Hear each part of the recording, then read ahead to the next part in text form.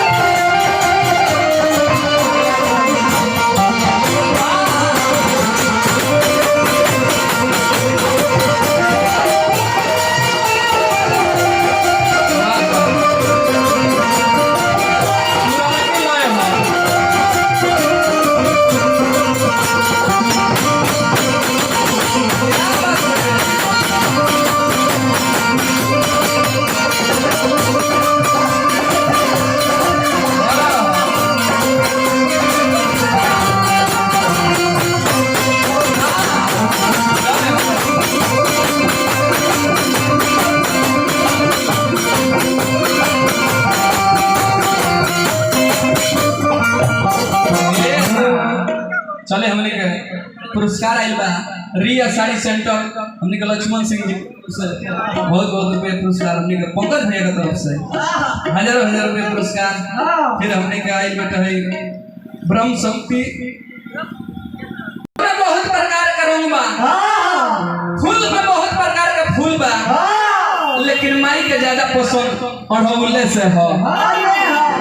और सही रंग में तो बहुत रंग बटे लेकिन ज्यादा पसंद लाले रंग से हो। भक्त कहला कि ये माई छायादार में अगर देखा जा तो हमने के पर आ पीपर से बढ़ के छाया देवे वाला कोनो वृक्ष ना हो लेकिन माई के लगाओ बर पीपर से ना हो निमिये से लगाओ हो बबुआ। भक्त कहते कि माई ए बबुआ रे भक्त कहते कि ये माई अरे कि भावे नहीं बरवा अरे औरी पिपहारा हो कि भावे नहीं बरवा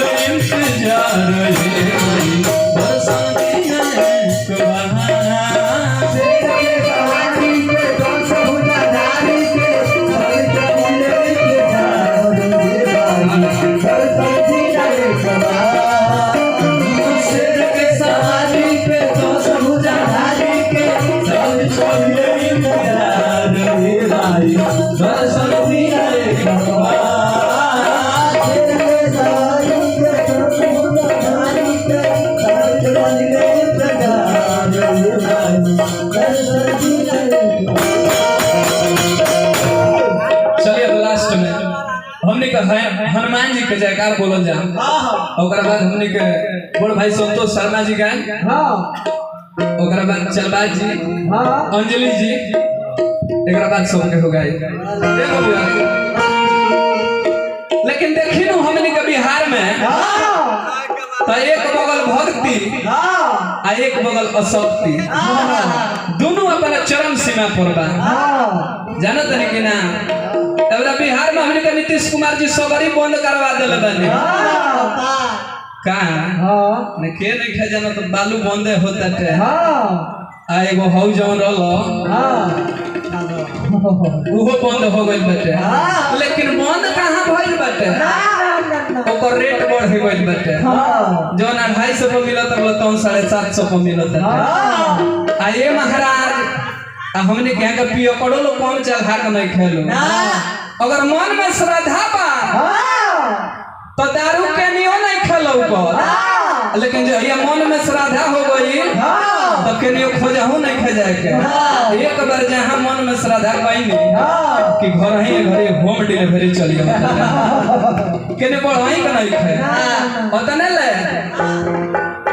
रोगा मन में श्रद्धा पाई कि आ जाओ आरएस तलक लगने से भगपुए चली जाओ और सही अगर भक्ति में बाए महाराज जी लोग भगवान के देखो थे लेकिन श्रद्धा बा तो श्रद्धा से खोजबो तो भगवान जी मिलिए जाए वह हाल दारू के हो गइल जोरे कि ना अब तो हमारा एगो यही सामान्य में पहिला बा देखने के जना पियकड़े साहब रहल हुआ आ रोज अपन नहाई है धोई है जल ली है अगरबत्ती ली है एकदम शंकर भगवान के मंदिर में जय श्री जय शिव जय शिव जय शिव जाके मंदिर में कर्पूर गौरम करुणावतारम सदा वसंतम हृदयारविंद भवन भवानी सहितम नमामि जल धारत रहे हो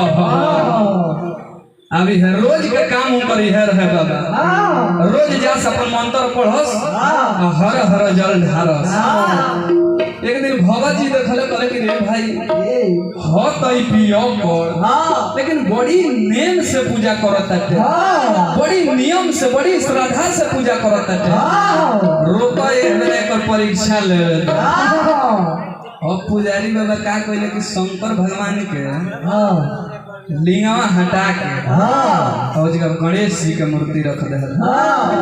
फिर उन्हें अपन पियकड़ महाराज पी एकदम नहा वहा के 4 पैक मार के अगरबत्ती लेके जय शिव जय शिव जय शिव मंदिर में के हर हर महादेव जल ढार के फिर चल दे पुजारी बाबा कहले कि आहि दादा ये हु मेरे शंकर भगवान जाने के जल ढर लेबा कहले कि ए भगो जब पियकड़ महाराज पीछे घुमले कहले का हो तो कहत रहे कि रोज तो शंकर भगवान के जलवा ढरलो हुआ ये हु मेरे आइल हो ये मेरे के करे के ढरलो हो तो कहत रहे कि सुनो बबुआ गणेश तोहर बाबूजी आए हैं नु तो बता दिया कि चाचा आज वो आई रहलो हूं कहले कि भाई पियला दबा लेकिन कर दिशा नहीं खेगा जननी कि ना तो लास्ट में कह चले